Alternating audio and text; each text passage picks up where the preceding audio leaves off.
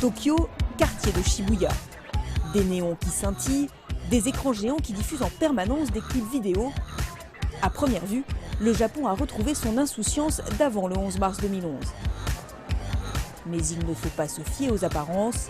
Derrière tout ce clinquant, l'archipel a désormais adopté un maître mot, économie. Avec moins d'une centrale nucléaire sur 10 encore en activité, l'électricité est devenue une denrée rare, alors la population nippone a dû s'adapter. Un immeuble bien tranquille à l'est de Tokyo, c'est ici que vivent Madame Tanaka et son mari. Madame Tanaka a une marotte, économiser l'énergie. Vous voyez ce papier bulle là? C'est en vinyle et ça permet d'empêcher le froid de rentrer. C'est vrai que ça n'est pas très moderne, mais si je ne l'avais pas mis là, il y aurait des courants d'air.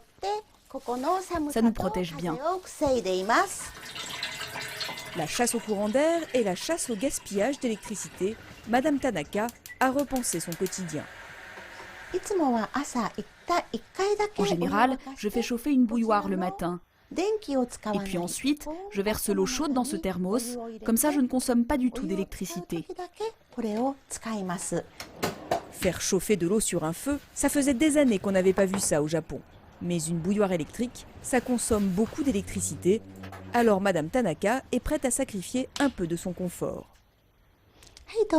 Et voilà ton thé. Les Tanaka ont également baissé le chauffage et comme l'hiver cette année a été particulièrement froid dans la capitale nippone, ils ont trouvé une parade. Ça, c'est une couverture inventée par la NASA. On dirait une simple couverture comme ça, mais en fait elle est très fine et elle tient très chaud. Avec ça, on n'a pas besoin de mettre le chauffage. La couverture de l'espace est un succès. En un an, la consommation d'électricité des Tanaka a diminué de manière significative. Un des effets de la triple catastrophe de mars 2011. Avant, je pensais un peu aux dépenses d'électricité. Depuis le 11 mars, je me suis rendu compte que l'électricité ne pouvait pas être stockée, mais qu'en faisant des efforts pour réduire notre consommation, on pouvait l'économiser. Le cas de Madame Tanaka est loin d'être isolé. Comme elle, des millions de Japonais ont trouvé des solutions pour économiser, à leur échelle, cette électricité devenue si précieuse dans le Japon de l'après-Fukushima. Par exemple, en changeant de garde-robe. Le grand succès de cet hiver au Japon, on le trouve dans cette boutique, au rayon sous-vêtements. Rien de bien sexy ou tapageur, juste des bons vieux maillots de corps et autres soupules. Mais attention, pas n'importe lesquels. Ce t-shirt à col rond, c'est un produit appelé Heat Tech. Il permet de réchauffer le corps quand on le met et il tient très chaud. Par rapport à l'année dernière, cette année nous avons augmenté nos ventes de cette gamme de 20 à 30%. On a presque vendu tous nos stocks au Japon. Des ventes records pour ces t-shirts, car pour économiser l'électricité, le Japon a lancé cet hiver le programme Warm Bees, pas de température dépassant les 19 degrés à l'intérieur. Ici, on a adhéré sans sourciller. Depuis la catastrophe, j'hésite vraiment à mettre le chauffage, à l'allumer trop longtemps. Du coup, en achetant ce genre de produit, ça me permet de contribuer à l'effort fait par la société. Participer aux efforts de la société, une phrase qui revient souvent dans la bouche des Japonais. Le sentiment de devoir collectif est très important, ce qui explique le succès des mesures gouvernementales. Pas besoin de menaces ou de représailles pour faire adopter les réductions d'énergie. Chacun dans l'archipel y participe volontairement, des particuliers aux entreprises. Ce bâtiment, c'est le siège de l'un des numéros 1 du lecteur de code barre dans le monde. Et dès l'entrée, on annonce la couleur. Bienvenue chez Sato. Dans les bureaux, un plafonnier sur 2 est éteint, les vitres ont été remplacées par du double vitrage isolant. Et pour mieux apprécier l'effort consenti par l'entreprise, les salariés peuvent consulter un écran de télévision qui les tient informés. On peut suivre en temps réel la consommation d'énergie dans nos bureaux et voir les économies réalisées. Comme ça, on peut savoir à quel niveau notre entreprise contribue à la société. Les autorités avaient demandé 15% de réduction de la consommation. Ici, on a diminué de 20% l'utilisation de l'électricité.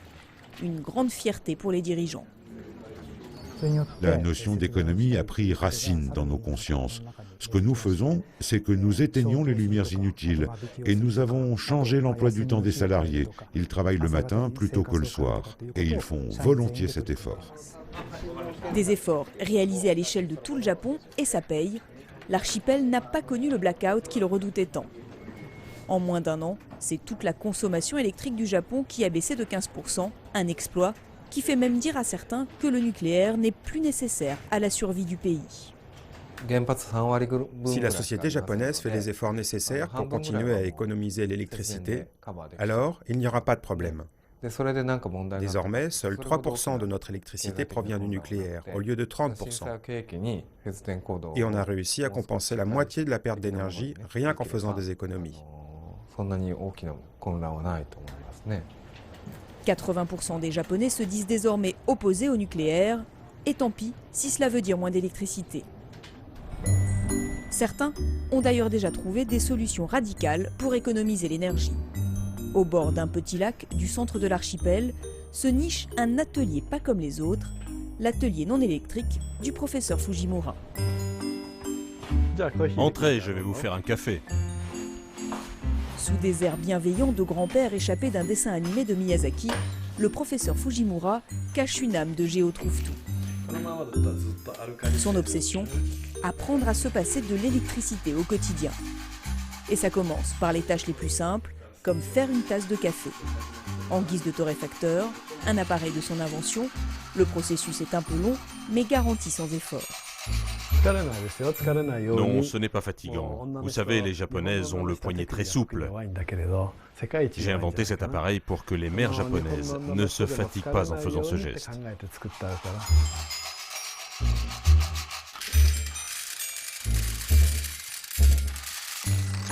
Quelques tours de moulin, un peu d'eau chaude et de la patience. Il faut tout de même compter 25 minutes avant de pouvoir déguster son petit noir. Mais si l'on en croit l'inventeur, tout cela en vaut vraiment la peine. C'est bon.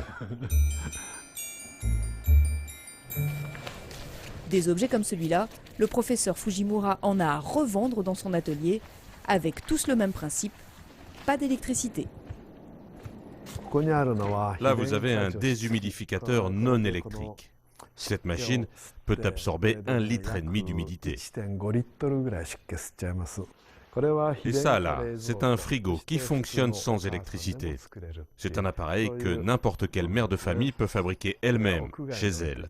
La nourriture se met là-dedans, puis on met le frigo dehors, et les aliments se refroidissent naturellement. À première vue, rien de révolutionnaire dans les inventions du professeur Fujimura, juste quelques trucs de grand-mère remis au goût du jour. Mais c'est précisément cela que revendique l'inventeur. Avec ses élèves, il tente de créer une meilleure vie pour les Japonais en leur montrant qu'ils n'ont pas besoin de gadgets électriques pour trouver le bonheur. Au pays du high-tech, le savant est longtemps passé pour un illuminé, mais plus maintenant. Après l'accident de Fukushima, beaucoup de gens se sont rendus compte qu'être trop dépendant de l'électricité, c'est très dangereux, instable.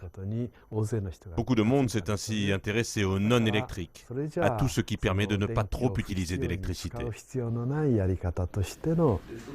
Mais même avec la meilleure volonté du monde, se passer d'électricité n'est pas toujours évident pour l'économie d'un pays. Et dans un Japon en crise, il faut penser à l'avenir, un avenir qui pourrait peut-être puiser son énergie au plus profond de l'archipel. Ces volutes de vapeur qui s'échappent du sol, c'est l'une des richesses du Japon. Et ici, à Kirishima, sur l'île méridionale de Kyushu, c'est une importante source de revenus. Car on vient de très loin dans les hôtels de la région pour profiter des onsen, les sources d'eau chaude volcanique. Dehors, il fait -5, alors forcément, c'est un bonheur de se prélasser dans une eau à plus de 40 degrés. Le onsen, ça permet d'avoir une bonne santé, de se maintenir en forme. Mais c'est également très important dans les rapports avec les autres. C'est vraiment la base de ce qu'est la société japonaise. Une société où l'on communique avec les autres. Mais désormais, en plus de son onsen, le plus vieil hôtel de Kirishima a une attraction qui attire les visiteurs. Il suffit pour cela de suivre le guide, M. Okubo, tout fringant malgré ses 82 ans. Son groupe de touristes Il l'emmène admirer non pas le paysage grandiose, mais un amas de métal fumant qui fait sa fierté. Car il y a plus de 25 ans, M. Okubo a eu l'idée de faire construire pour l'hôtel cette centrale géothermique, autrement dit, alimentée par la chaleur des fameuses sources volcaniques, et qui fournit à l'établissement plus de 20% de son électricité. Quelle quantité d'électricité la centrale peut-elle produire? La centrale là-haut produit 30 kW. Il faut faire disparaître toutes les centrales nucléaires alors, et les remplacer par ça. Pour l'instant, on a peut-être encore besoin du nucléaire, mais petit à petit, il faudra remplacer le nucléaire par les énergies renouvelables. L'énergie géothermique est réputée propre et efficace. Pas étonnant donc que les touristes soient emballés par le concept. Pour M. Okubo, ce serait d'ailleurs le remède à tous les maux énergétiques du Japon. La chaleur émise par la Terre, c'est quelque chose de précieux. C'est une ressource inépuisable car la Terre est vivante. Si on peut utiliser l'énergie produite par l'explosion des volcans, elle sera infinie. On pourrait avoir l'équivalent de 20 centrales nucléaires grâce à l'énergie géothermique du Japon. On pourrait remplacer 20 centrales nucléaires de 1 million de kilowatts. Malgré ces immenses ressources, les troisièmes du monde, le Japon est en retard sur le géothermique. Car le lobby des onsen s'opposait jusqu'à présent à cette technologie de peur qu'elle ne saccage leur tradition. Pourtant, depuis Fukushima, la géothermie est devenue une piste sérieuse pour l'avenir énergétique du pays. Mais ce type de centrale coûte cher et il faut au moins 10 ans pour les construire. Alors, en attendant la mise en œuvre de cette énergie ou d'autres alternatives comme le solaire, l'éolien ou le gaz hybride, les Japonais devront encore se satisfaire de leur nouvelle vie à électricité réduite. La tragédie dont nous allons parler maintenant s'est déroulée il y a déjà près de 10 ans. En 2003, une province du Soudan est devenue tristement célèbre. Le conflit au Darfour opposait des rebelles à l'armée.